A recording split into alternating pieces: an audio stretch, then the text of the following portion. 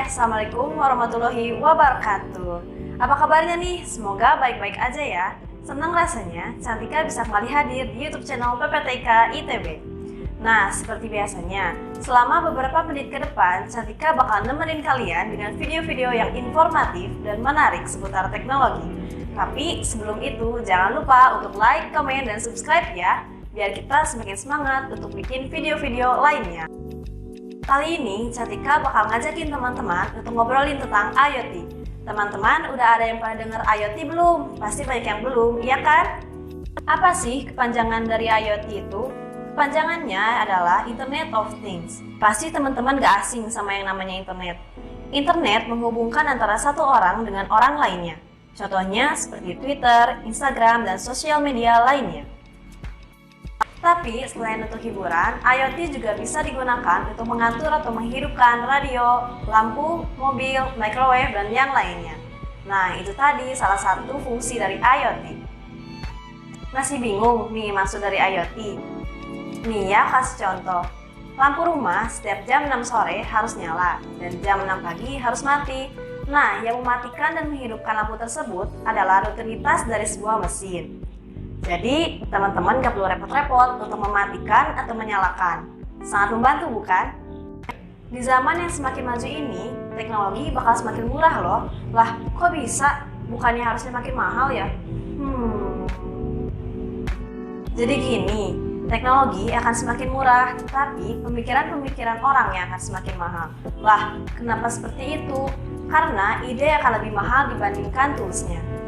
Jadi begini, bisa jadi harga aplikasi tersebut hanya Rp10.000, tapi yang mahal adalah ide dan efek dari aplikasi tersebut.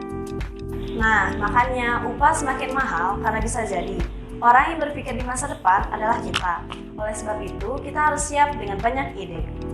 Dan ini bisa membuka peluang bisnis bagi teman-teman. Jadi gini, pengembangan mobile berbasis aplikasi yang terhubung dengan internet satu sama lain mempunyai value baru yang menghasilkan hal-hal yang tidak terduga sebelumnya.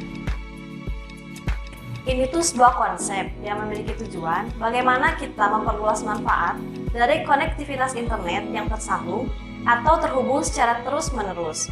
Melalui internet, kita dapat berbagi informasi, berbagi data, atau mengendalikan perangkat apapun dan berbagi hal apapun. Terus gimana sih konsep kerja IoT untuk kerjasama PPTK ITB? Jadi, kami menyiapkan platform-platform yang akan siap menerima data sebanyak apapun. Jadi, kami punya cloud data center dan teman-teman yang memiliki ide atau pengembangan IoT, siapapun bisa terhubung dengan kami dengan mudah. Gak harus berpikir, gak mesti alat yang inovatif, alat sederhana saja. Tapi, yang harus dipikirkan adalah bagaimana mengantisipasi dalam skala besar. Itu yang paling penting. Lalu, kalau udah skala besar, gimana nanganinnya? Cloud data center kami dengan arsitektur yang cukup unik itu akan menerima data tersebut. Itulah konsep kerja bersama IoT dengan kami. Nah, sekian dulu video kali ini. Terima kasih teman-teman yang sudah mampir. Jangan lupa tinggalkan pendapat kalian di kolom komentar ya. Sampai jumpa di videoku selanjutnya. Halo Sobat Kom, maaf lahir batin ya. Masih pada sehat kan setelah mudik lebaran? Alhamdulillah kalau gitu. Daripada makan opor ayam yang diangetin terus, mending kali ini kita bahas internet. Tepatnya, Internet of Things. Sebelum kita mulai, pastiin dulu koneksi internet lancar, baterai HP full, kepala udah di jarak aman dari layar HP atau monitor, dan selamat datang di Kominfopedia.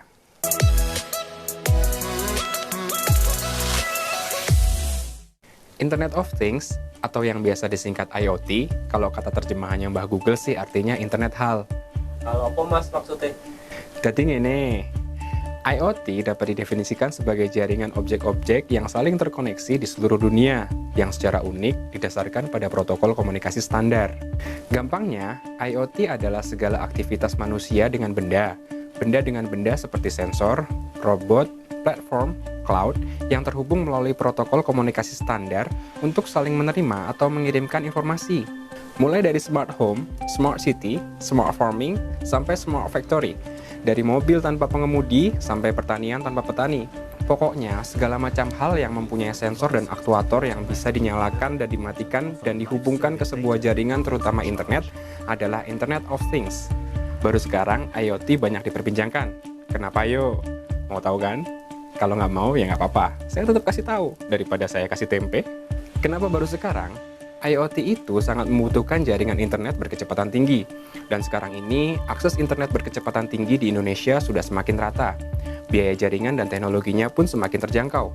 Apalagi ntar kalau palaparing udah beroperasi 100% dan ditambah hadirnya high throughput satellites atau satelit multifungsi berkecepatan tinggi. Penetrasi internet yang semakin meningkat dan biaya perangkat yang semakin terjangkau membuat pengguna smartphone di Indonesia terus meningkat. Perpaduan keduanya membuat para produsen perangkat elektronik berinovasi memproduksi perangkat yang terhubung dengan internet. Dari sinilah muncul istilah internet untuk berbagai macam hal, atau yang disebut Internet of Things. Tujuannya hanya satu, membuat pekerjaan kita jadi lebih efektif, mudah, dan efisien. Mungkin ada nih Sobatkom yang rumahnya dipasangi kamera pengawas atau CCTV, terus ngawasin keadaan rumahnya lewat ponsel pintar. Artinya, kamera CCTV Sobatkom terhubung ke internet dan bisa diakses di ponsel. Ini juga sudah termasuk IoT loh.